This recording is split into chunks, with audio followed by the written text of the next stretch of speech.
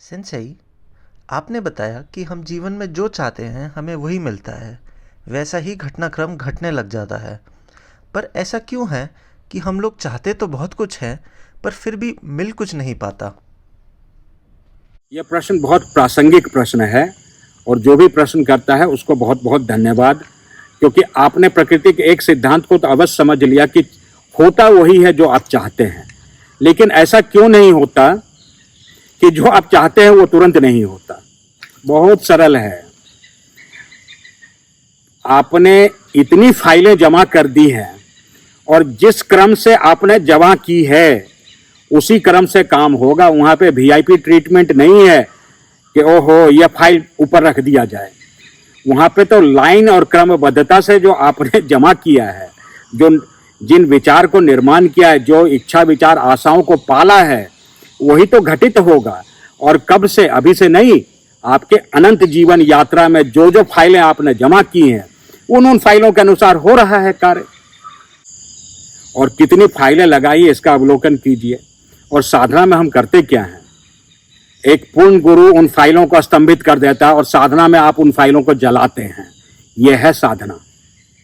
जो तंत्र है उन फाइलों को राख कर देता है। सबसे फास्ट प्रक्रिया जो दरबार की इसीलिए है क्योंकि वह योग तंत्र है।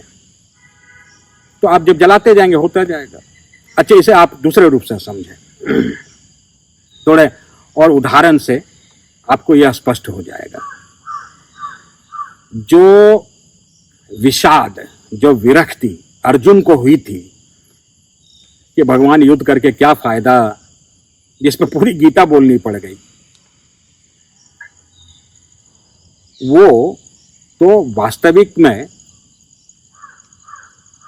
अर्जुन का ज्ञान ही तो था। लेकिन ऐसा प्रावधान नहीं है कि पहले फाइल लगी हो कि युद्ध लड़ना पड़े तो लूंगा, उसका मैं रक्त पीऊंगा, संकल्प तुम्हारे फाइलों के ये हैं, पहले वो कार्य होंगे। थोड़ा और समझे। भगवान पूरा भगवत गीता सुना करके उसको लड़वा दिए और जब युद्ध समाप्त हुआ तो उन्होंने कहा, अर्जुन इस रथ से बहुत पाप हो गए हैं, देखो हनुमान जी निकल गए, अब तुम भी कूदो।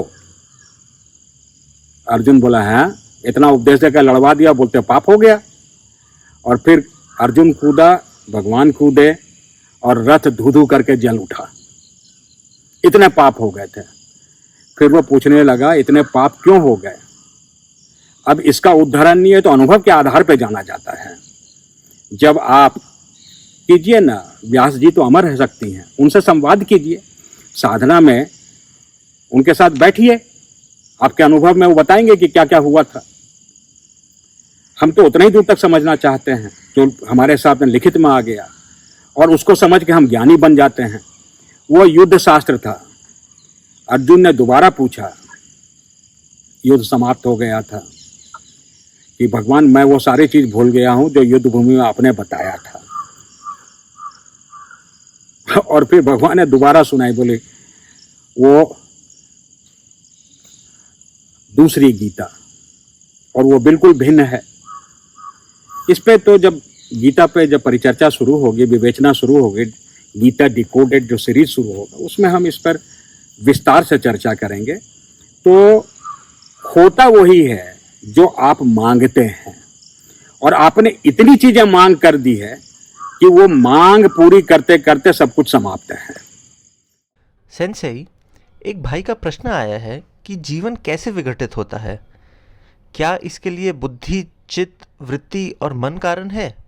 क्योंकि जैसे गुरुजी ने बताया कि आत्म तत्व कभी नष्ट नहीं होता परंतु जीवन विघटित हो जाता है। थोड़ी सी समझने में आपसे चूक हुई है यहाँ। अगर गुरुदेव कह रहे हैं आत्मा नष्ट नहीं होती, तो गुरुदेव आत्मा को केंद्र के रूप में कह रहे हैं, उसे परिचय के तौर पे कह रहे हैं। वो आत्मा नहीं कह रहे हैं, वो आत्म तत्व कह रहे हैं। आत्म तत्व का अर्थ है कि स्वयं का केंद्र। प्रत्येक अणु और प्रत्येक परमाणु और उससे निरंतर हो रहे विघटन की घटनाओं में प्रत्येक परमाणु का अपना केंद्र है और उसी अनुसार वो केंद्र अन्य केंद्र की ओर आकर्षित होता है और वो बड़ा संगठन बनता है। फिर और बड़ा बनता है, और बड़ा, और इसी रूप से समस्त प्रतीति, समस्त भौतिक जगत अस्तित्व में आता है। इसको वैज्ञानिक बहुत अच्छी तरह से समझते हैं, खास करके एस्ट्रोफिजिस्ट्स, कि यह शरीर जो है, या कह ले कि इस सृष्टि के समस्त अणु और परमाणु कॉमन डीएनए फुटप्रिंट लिए हुए हैं, अर्थात सब आपस में एक साथ जुड़े हुए हैं। हर अणु और परमाणु जुड़ा हुआ है, क्योंकि उसका केंद्र उस दायरे में तो वही है, लेकिन मूल रूप से एक ही है। संगठन और विघटन की प्रक्रिया में जो हमारे 3 गुण हैं, जिसको वैज्ञानिक दूसरे भाषा में प्रयोग करते हैं, वही प्रभावकारी होता है और वही संगठन और विघटन का कारण बनता है। मन, बुद्धि, चित्त और अहंकार, जो प्रकृति के, इस शरीर की प्रकृति के 24 जो तत्व हैं, उन 24 तत्वों का संगठन इस शरीर की प्रतीति है, और उसका विघटन इस शरीर का विकेंद्री, अर्थात समस्त अणुओं का विकेंद्रीकरण है। इसको और गंभीरता से अनुभव में लाने के लिए आपको समझना पड़ेगा, मन क्या है, बुद्धि क्या है, चित्त क्या है, वृत्ति क्या है, इसका स्थान क्या है, यह कहाँ निवास करता है, क्या यह शरीर के अंदर है? तो अगर शरीर विघटित हुआ तो उसकी स्थिति कहाँ चली गई? जो शरीर, यह भौतिक शरीर जब विकेंद्रित हुआ तो वो तत्व कहाँ चले गए? वही तो तन्मात्राओं में विघटित हो जाते हैं। तो जिन बातों को आप समझने का प्रयास कर रहे हैं, शब्दों से इसकी जानकारी आपको मिल सकती है, अनुभव से इसका ज्ञान आपको मिल सकता है, और अनुभव सिर्फ साधना से होगा, जहां पर आप इस संगठन और विघटन, फ्यूजन डिफ्यूजन, संघात और आघात की प्रक्रियाओं के साक्षी बन करके उसको देख पाएंगे, बृहत ब्रह्मांड का भ्रमण कर पाएंगे। वो चूंकि कॉमन डीएनए है, कॉमन फुटप्रिंट है, उसी केंद्र में पहुंच के तो समस्त केंद्रों तक पहुंचा जाता है। इसी सिद्धांत को तो वैज्ञानिक समझे। देखिए, जो हमारा टेलीकम्युनिकेशन है, इन्हीं तत्वों पर तो आधारित है। विज्ञान और वास्तविक धर्म अलग थोड़ी है, एक ही है। इस पे हम विस्तृत विवरण एक विस्तार से एक अलग वीडियो में लाएंगे, कैसे है वो, धर्म क्या है, अर्थ क्या है, काम क्या है, मोक्ष और मुक्ति क्या है।